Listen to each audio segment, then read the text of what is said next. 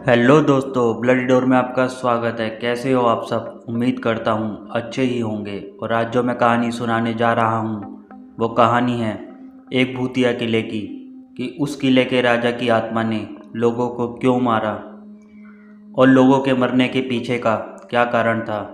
दोस्तों, क्या आपको पता है यह घटना एक गुमनाम गांव की है। यह गांव का नाम मुझे वहाँ की प्राइवेसी के चलते छुपाना पड़ा। तो चलिए वीडियो को स्टार्ट करते हैं। दोस्तों, उस गांव के पास एक भूतिया किला था। यहाँ पर पूरे गांव में एक अजीब सा माहौल बन गया था। बदलते मौसम के साथ वहाँ की धूप और छाया दोनों में ही डर का माहौल फैल गया था। लोगों की आंखों में सिर्फ डर ही नजर आता था, क्योंकि वहाँ पर अजीब अजीब सी घटनाएं बढ़ती जा रही थी। लोगों का डर के माहौल में घर से निकलना तक मुश्किल हो गया था। लोगों में खौफ इस कदर बढ़ गया था कि वो रात को अपने दरवाजे को चैन से बांध कर सोते थे। उस गांव के निवासियों की इस भयभीत स्थिति का कारण था भूतिया किला, जिसकी कहानी उनके दिलों में घर कर चुकी थी। बहुत ही पुराने समय की बात है, जब किले पर एक महल बना था। वहाँ के बड़े बड़े दरवाजे, सुंदर और कलात्मक सजावट देखकर लोगों को ऐसा लगता था कि किला किसी महान राजा ने बनाया है। परंतु यह दृश्य तो केवल बाहर से ही देखने के लिए मिलता था, क्योंकि जैसे ही कोई व्यक्ति किले के अंदर कदम रखता तो वह अद्भुत और डरावनी घटनाओं का शिकार हो जाता।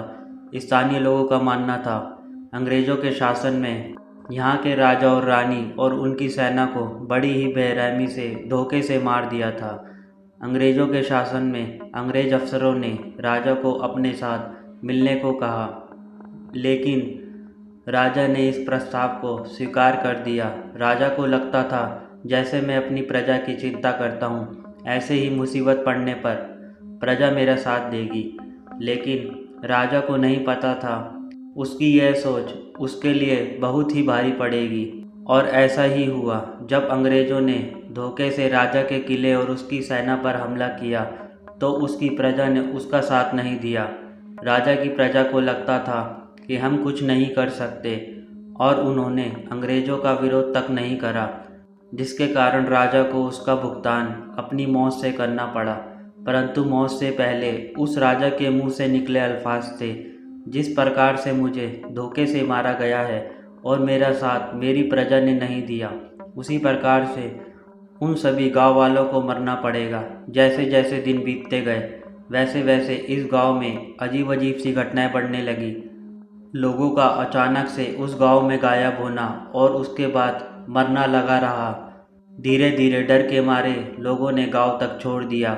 लोगों ने उस गांव की तरफ रुख करना तक छोड़ दिया। दिन बीतने के साथ साथ लोग भूल चुके थे। धीरे धीरे इस गांव में नए लोगों ने आना और बसना शुरू कर दिया। नए लोगों को इस गांव के इतिहास के बारे में जानकारी तक नहीं थी। वो नहीं जानते थे इस गांव पर क्या बीता है। धीरे धीरे फिर से वो सभी घटनाएं चालू हो गई। जो भी उस भूतिया किले के पास जाता उसकी रहस्यमय तरीके से मौत हो जाती थी। गांव के लोगों ने एक दिन पंचायत बैठाई। लोग उस रहस्यमय किले के बारे में पता लगाना चाहते थे। लोगों ने किले के अंदर जाने का प्लान बनाया। जैसे ही किले में घुसे वहाँ से डरावनी आवाज़ें आने लगी। लोगों ने सोचा यह हमारा भ्रम भी हो सकता है। जैसे ही लोग आगे बढ़ते गए उन्हें दीवारों पर अजीब सी आकृति दिखाई देने लगी। अब लोगों की डर के मारे हालत खराब हो गई। एक कमरे में पहुंचकर उन्होंने विचित्र चीज़ों को देखा, जो देखने से बहुत ही ज़्यादा डरावनी लग रही थी। वह एक दीवार पर लटकी हुई तस्वीर के पास पहुँचे और उसे ध्यान से देखने लगे। वह तस्वीर उस राजा की लग रही थी। उस राजा की तस्वीर पर अलग ही तेज था। अचानक से उस राजा की तस्वीर से खून निकलने लगा। अब लोगों का बुरा हाल हो चुका था। भूतिया महल की सभी घटनाओं से लोग इतना डर चुके थे कि अब बस वो यहाँ एक पल नहीं रुकना चाहते थे। लोगों ने जितना सोचा था यह उससे ज़्यादा डरावना था। जैसे तैसे करके लोग उस किले से बाहर निकले। उसी स्थान पर एक बाबा कई सालों से तपस्या कर रहे थे। उस बाबा ने उन गांव वालों को वो सब बातें बताई, जो बातें सदियों से उस किले की दीवारों में दफन थी। लोगों ने बाबा से पूछा इस दुष्ट आत्मा से कैसे पीछा छुड़ाया जा सकता है। बाबा ने बताया, मुझे इतना लंबा धागा चाहिए कि मैं उस किले को अपनी मंत्र शक्ति से बांध सकूं। और बाबा ने यह भी बोला कि वो धागा जब तक उस किले को बांध ना ले, वो धागा टूटना नहीं चाहिए। एक बार वो धागा मंत्रों से युक्त हो जाए, उसके बाद वो आत्मा उस किले से बाहर नहीं आ सकती। पूर्णमासी के दिन बाबा ने वो धागा मंत्रों से युक्त करा और उस किले के चारों ओर बांधा। लोगों ने उस बाबा का धन्यवाद किया और दुष्ट आत्मा से मुक्ति पाई। इसके बाद वहाँ का माहौल शांतिपूर्ण हो गया और अब लोग रात के समय उस किले के पास जा सकते थे।